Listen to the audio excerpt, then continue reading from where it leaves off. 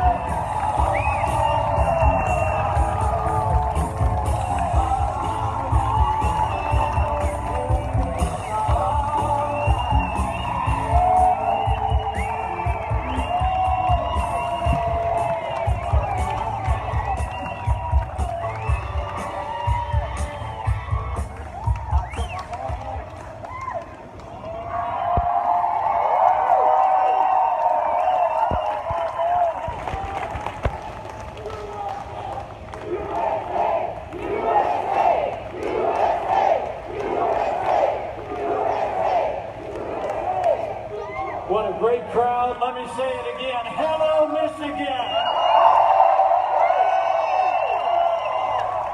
Wow. Thank you all for coming out. To Congressman Jack Bergman, Congressman John Molinar, and to the next United States Senator from the great state of Michigan, John James.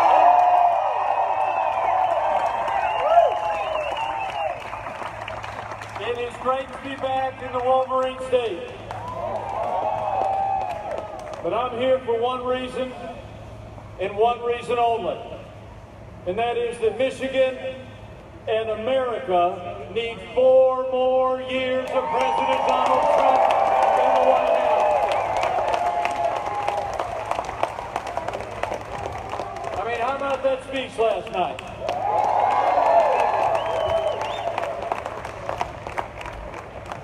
I had a pretty good seat, but I don't think it was a bad seat anywhere in America.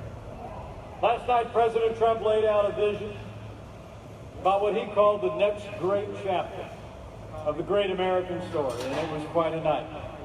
It really was. I want to talk to you about that vision, and I want to talk to you about that choice. Before I start, let me say I know everyone's hearts are where every American's thinking today. Our fellow Americans in Louisiana and Texas impacted by Hurricane Laura.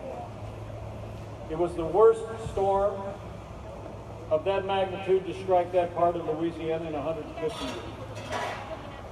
We grieve the loss of life and the impact on our country. President Trump will be traveling this weekend to the region.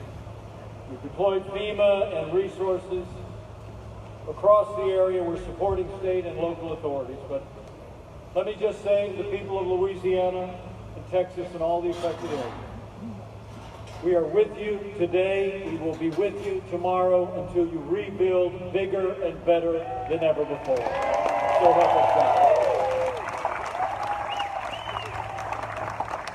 But thank you all for coming out. It really is a joy to see all of you. But I'm here because I stand with President Donald Trump. And this president stands up for faith and family and the American flag. I stand with President Donald Trump.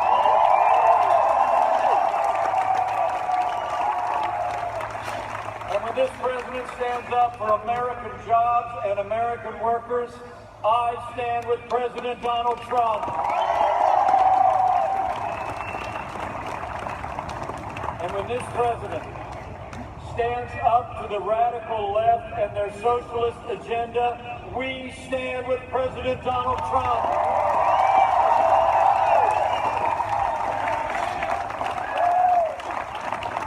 Now, 4 years ago, you in Michigan know, it wasn't just a campaign.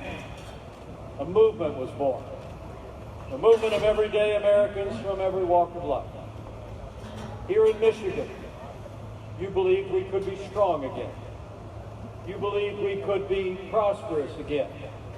Michigan said yes to President Donald Trump in 2016, and I know Michigan's going to say yes to 4 more years of President Donald Trump in 2020.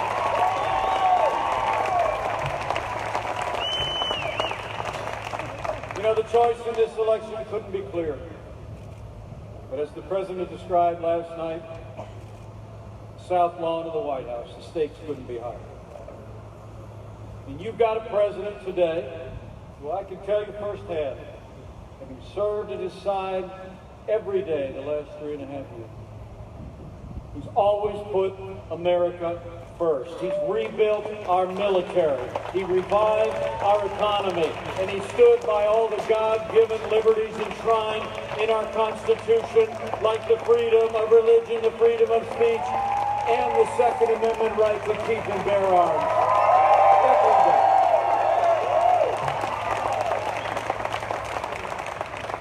He appointed more than 200 conservatives to our federal courts at every level, including Justice Neil Gorsuch and Justice Brett Kavanaugh. And this president has stood for law and order every day and with the men and women of law enforcement.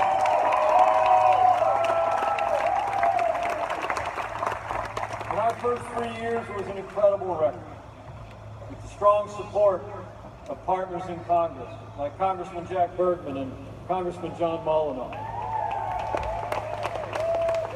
We passed the largest increase in our national defense since the days of Ronald Reagan. And I got to tell you, as the father of a United States Marine and the father-in-law of a United States Navy pilot, I couldn't be more proud and grateful to serve with a president who cares so much about the men and women of our armed forces and their families. We're finally giving our soldiers, sailors, airmen, Marines, Coast Guard, and Space Force the resources they need to defend this nation. With our allies in Congress, we cut taxes across the board. For working families, businesses large and small, we unleashed American energy. We fought for free and fair trade.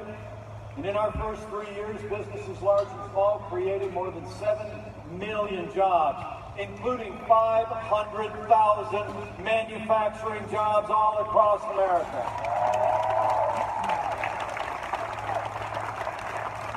And that wouldn't have been possible without our allies in Congress. And I just want to invite you one more time. Would you just thank Congressman Jack Bergman and Congressman John Molyneux for being such strong supporters of this president and this president's agenda. Thank you, man. Great job. In 3 short years, we created the greatest economy in the history of the world. In a word, we made America great again. And then the coronavirus struck from China. But before the first case of coronavirus spread happened in this country, in a community, President Donald Trump did something no American president had ever done. He suspended all travel from China. He put the health of America first, and that decision saved countless lives. And I can tell you firsthand, it bought us invaluable time.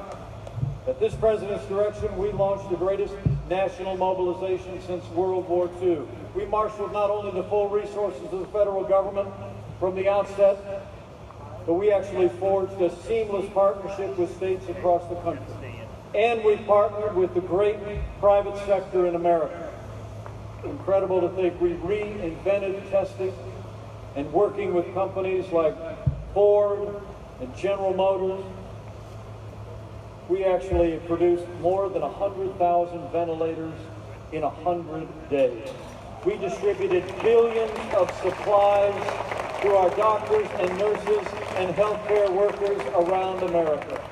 And as we speak, working with our great innovative pharmaceutical companies, we're developing a number of treatments. They're known as therapeutics. Convalescent plasma was approved just a few days ago, saving lives across America. Now, last week, Joe Biden said that no miracle is coming. But what Joe doesn't seem to understand, America is the land of miracles. And we're on track to have the first coronavirus vaccine by the end of this year.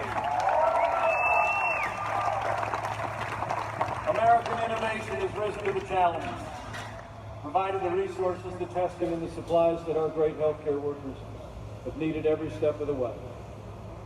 Our hearts today go out to the more than 6,400 families here in Michigan who lost loved ones. Know that you're on our hearts and you've been in our continuous prayers.